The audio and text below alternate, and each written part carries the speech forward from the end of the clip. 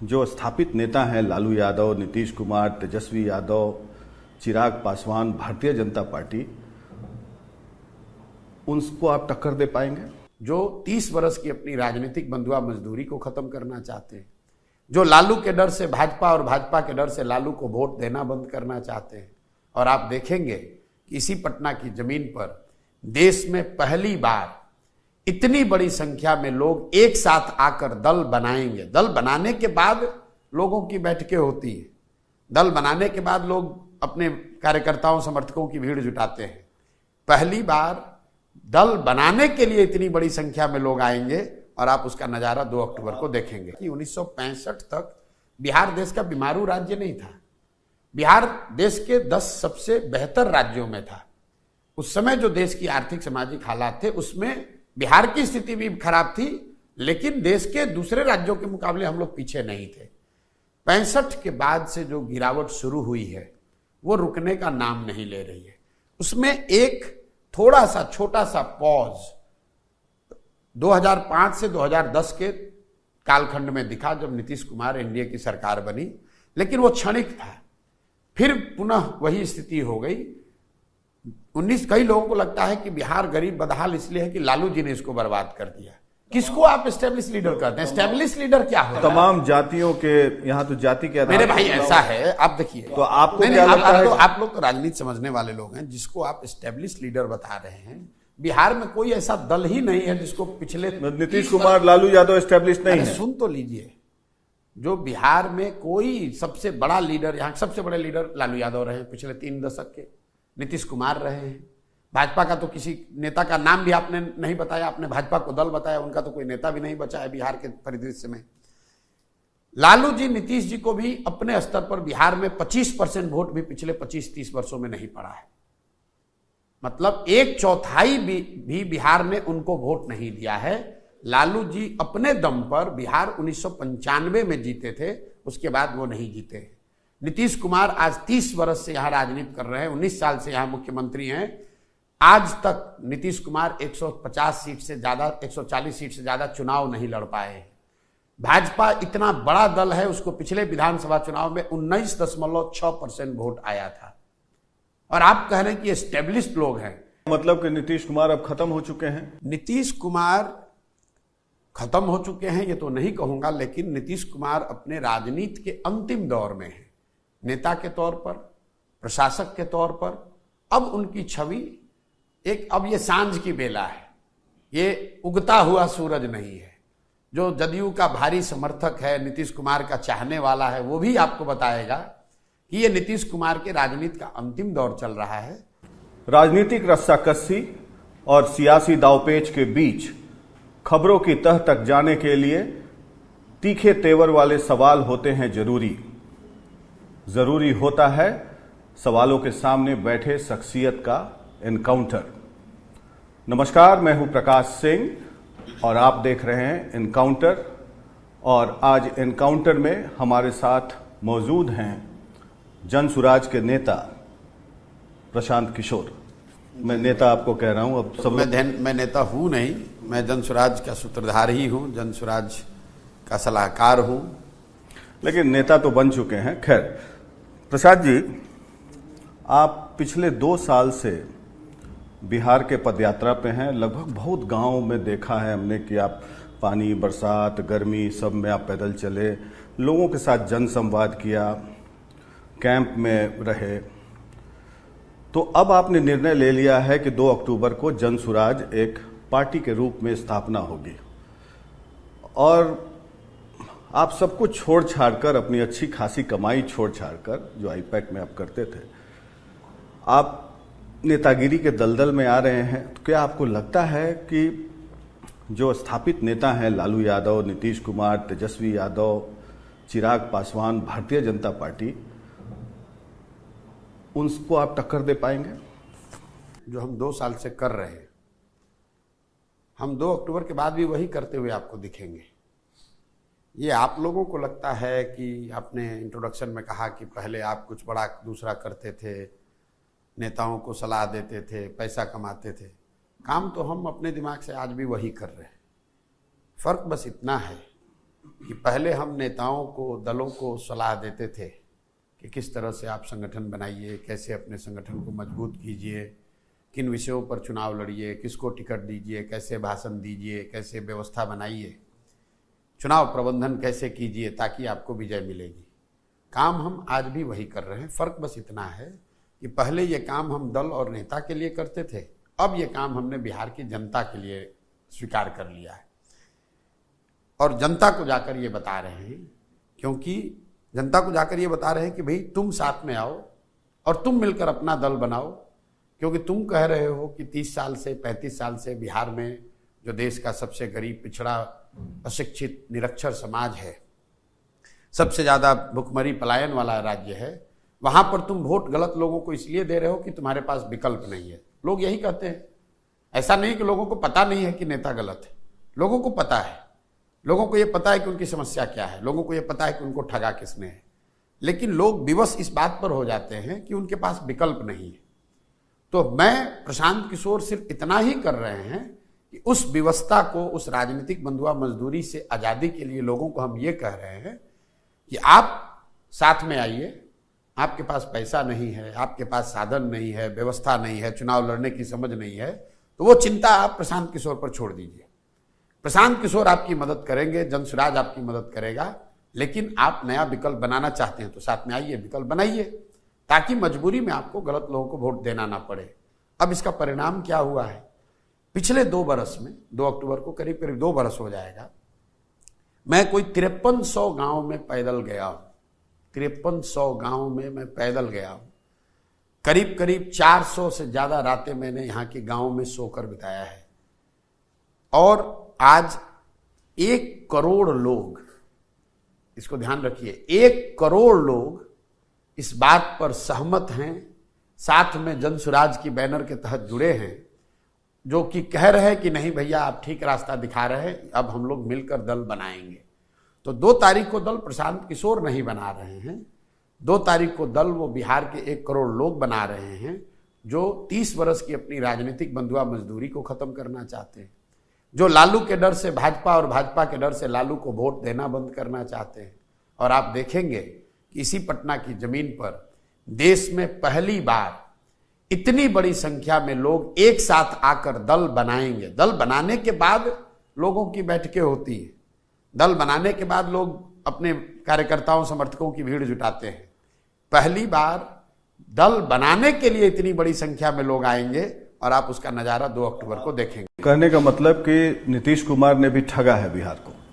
नीतीश कुमार ने एक नहीं ठगा है, सबने ठगा है।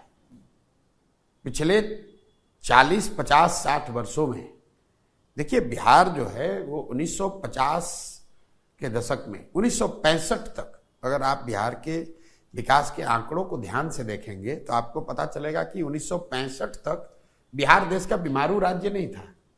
बिहार देश के 10 सबसे बेहतर राज्यों में था। उस समय जो देश की आर्थिक सामाजिक हालात थे उसमें बिहार की स्थिति भी खराब थी, लेकिन देश के दूसरे राज्यों के मुकाबले हम लोग पीछे नहीं थे। 65 के बाद से जो गिरावट शुरू हुई है वो रुकने का नाम नहीं ले रही है। उसमें एक थोड़ा सा छोटा सा पॉज 2005 से 2010 के कालखंड में दिखा, जब नीतीश कुमार एनडीए की सरकार बनी, लेकिन वो क्षणिक था। फिर पुनः वही स्थिति हो गई। कई लोगों को लगता है कि बिहार गरीब बदहाल इसलिए है कि लालू जी ने इसको बर्बाद कर दिया। मैं आपको आंकड़ों से बता रहा हूं, 1990 में लालू जी जब मुख्यमंत्री बने, 1990 में ही देश का सबसे गरीब और पिछड़ा राज्य बिहार था। 15 साल लालू जी का राज चला, जिसको लोग जंगल राज बताते हैं, तो वो पिछड़ापन और बढ़ा। 2005 में जब नीतीश कुमार मुख्यमंत्री बने तो देश का सबसे गरीब, पिछड़ा, निरक्षर, भुखमरी पलायन वाला राज्य बिहार था। और आज करीब करीब 19 वर्षों के नीतीश बाबू के शासन के बाद देश का सबसे गरीब, पिछड़ा राज्य बिहार ही है। हम लोग एक पायदान भी ऊपर नहीं बढ़े। तो लेकिन तो कहीं ना कहीं जेडीयू वाले एक मिनट, कहीं ना कहीं ये आपको हमको मानना होगा कि जिस रास्ते पर बिहार का समाज, यहाँ की राजनीति, यहाँ के नेता चले हैं, उससे आप बिहार की स्थिति में आमूल चूल परिवर्तन की परिकल्पना नहीं कर सकते। ये बात प्रशांत किशोर नहीं कर रहे हैं, ये 30-40 वर्षों के आंकड़े बता रहे हैं, अनुभव बता रहा है।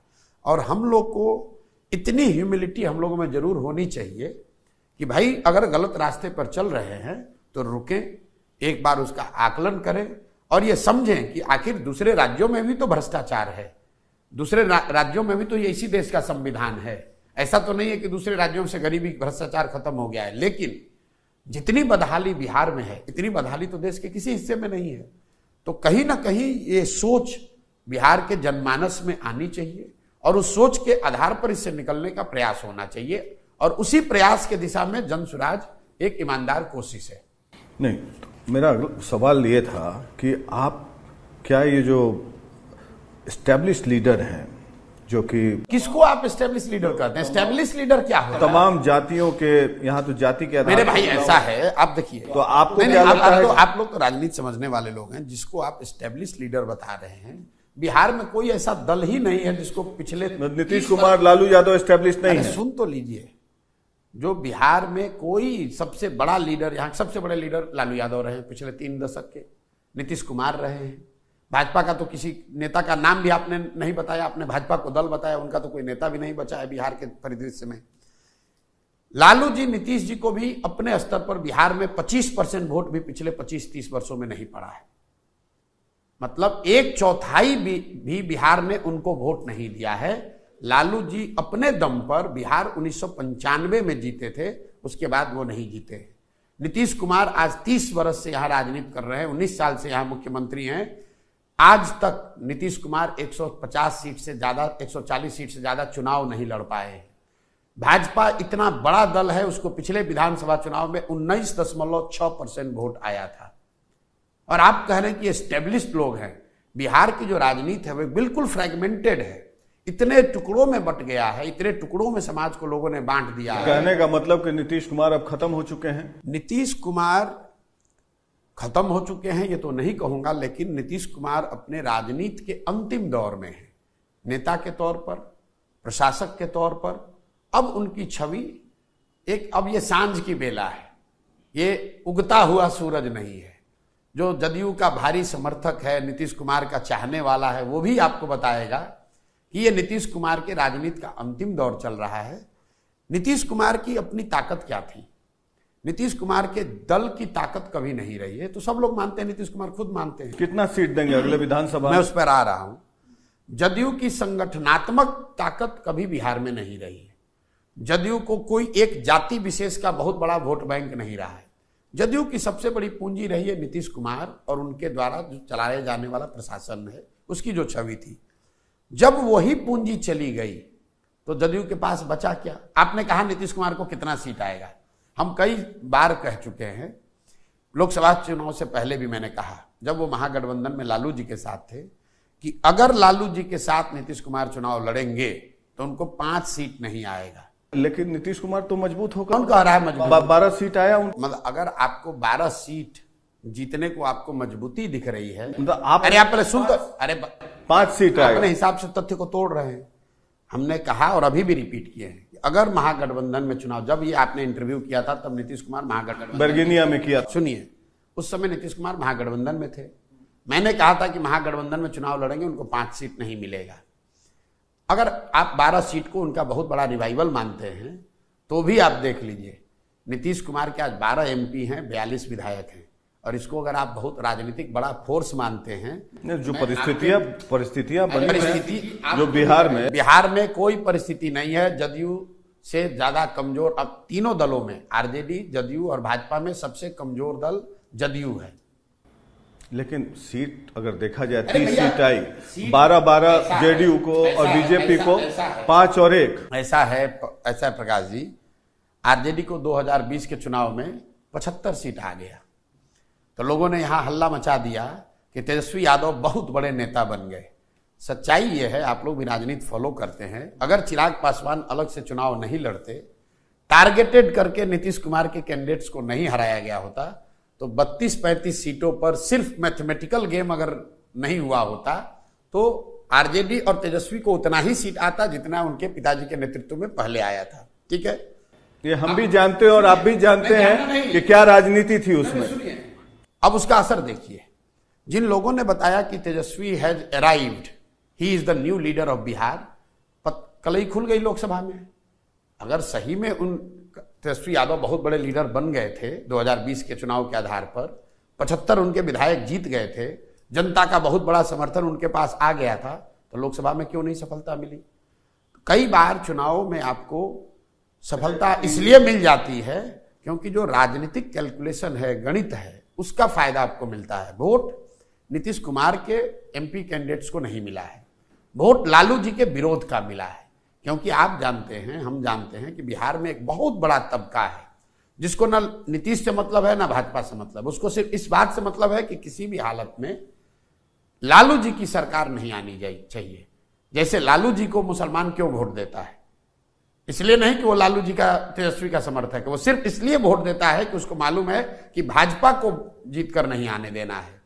उसको अगर आप उसको आप तेजस्वी का समर्थक मान रहे हैं तो आप अपने आकलन में भूल कर रहे हैं। नहीं, मैं आकलन में भूल। तो जो 12 सीट नीतीश कुमार के दल को मिला है वो विशुद्ध तौर पर दो बातों की वजह से मिला। एक, उन क्षेत्रों के लोग सामने से खड़े हुए आरजेडी के प्रत्याशियों को वोट नहीं देना चाहते थे, और दूसरा, भाजपा का, मोदी का जो भी प्रभाव रहा हो उसका भी कुछ फायदा नीतीश कुमार के दल को मिला होगा।